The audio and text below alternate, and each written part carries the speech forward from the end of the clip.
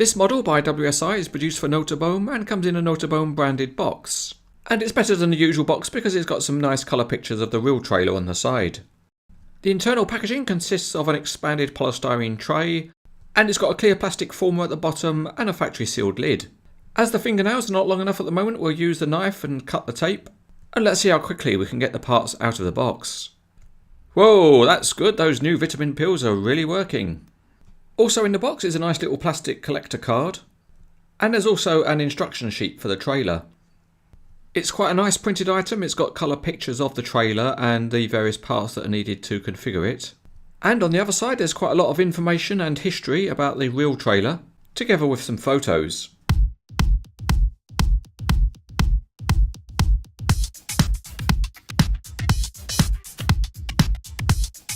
For the assembly, we'll get the whole vehicle into a road-going configuration, and the first thing we'll do is connect up the gooseneck to the Interdolly, and that just slots into place and it's an easy fit. And then we can get onto the rear end, and that means fitting the spine beam to the 5-axle Pendel-X module. The connection system for these two parts is one that we've often seen before, and that's some interlocking holes which just go together, and they are secured by using a steel pin through the holes. How easily the pin goes in is a measure of how well the two parts are made. And the good news on this model is that the pin slides in fairly easily, and that makes a good strong solid connection. So we've made the front of the trailer and we've made the back of the trailer. Let's now go the whole way and join it all up. And this is another easy peasy connection with the front of the spine beam just hooking over into the Interdolly. So the assembly is all going rather well today, so let's now just join up the trailer onto the Scania tractor. And again, the assembly's on a roll because it just clips into place, and then we've formed the complete vehicle. And as you can see, there's no fouling between the tractor and trailer. The only thing left to do is to tidy up some details so the hoses from the gooseneck can be plugged into the Interdolly, and it just tucks in behind the front wheels. There are a couple of width marker boards which can be added to either side of the gooseneck, and they just slot into some slots that are pre-formed in the gooseneck. Next, there are some hoses on the Interdolly, and they can be pressed into place in front of the spine beam. And there are a couple of bits to add at the back, including a width marker board which is a little bit sticky to get in. And there's a small plate which goes over the end of the trough. With that in place, the whole truck is complete in its basic configuration.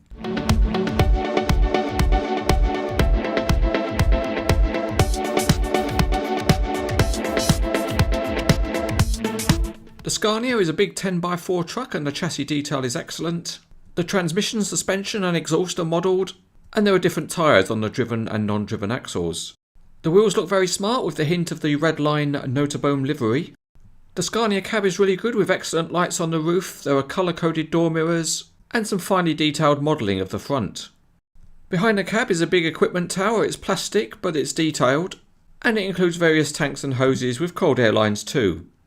The many wheel arches are plastic, and at the back the lights are nicely detailed, and there's also a realistic number plate.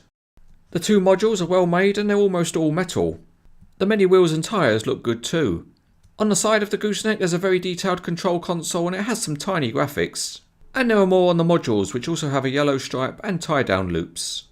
A very nice detail is the highlighted bolts on top of the modules, and there's some fine detailing at the back of the Interdolly. The same is also true at the rear of the Pendel-X module with its fine lights. The spine beam is metal and the replica timber deck pieces are plastic.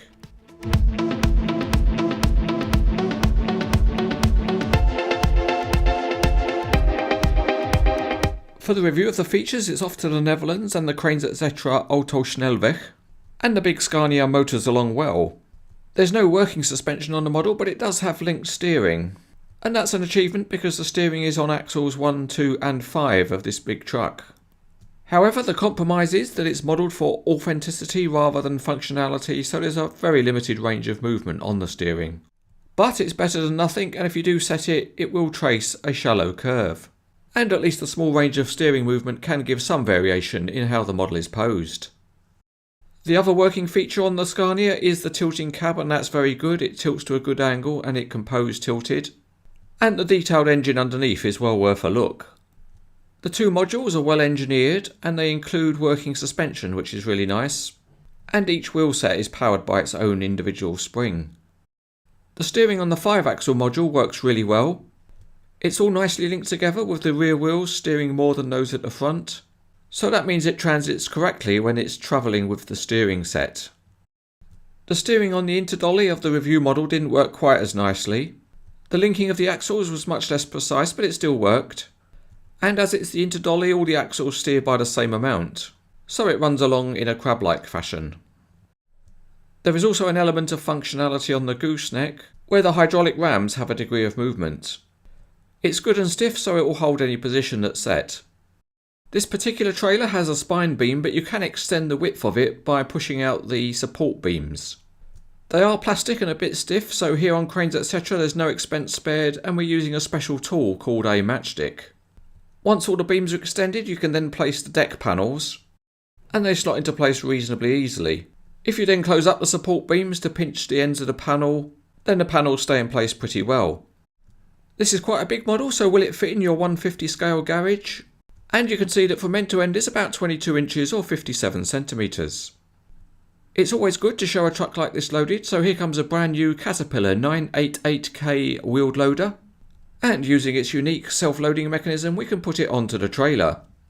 It's an impressive combination, and then we can drive the 988K off to its review. We have a viewer question from Windy Belly of Australia. Win asks, why don't you ever show models being loaded the Australian way? Well, we're always happy here on Cranes Etc to try and give things a try. But to be honest, nah, it just doesn't look right. There is another posing possibility for the model, and that is to remove the interdolly. It's easy enough just to disconnect the deck and then pull off the interdolly. But to attach the deck back on, you need to use a special little plastic clip that's provided, and that's used to help keep the deck at the right level. The next bit is a bit fiddly as you try and fit the deck and keep the clip in place as you slot it in. But with a bit of fiddling you can get it to sit right, and then you can put another load on, and again you've got a good looking model. This is a high quality model from WSI. The big Scania looks like it means business, and both it and the trailer are impressively detailed, and the functionality is good too. If you want a big and impressive looking low loader, then this is an outstanding model.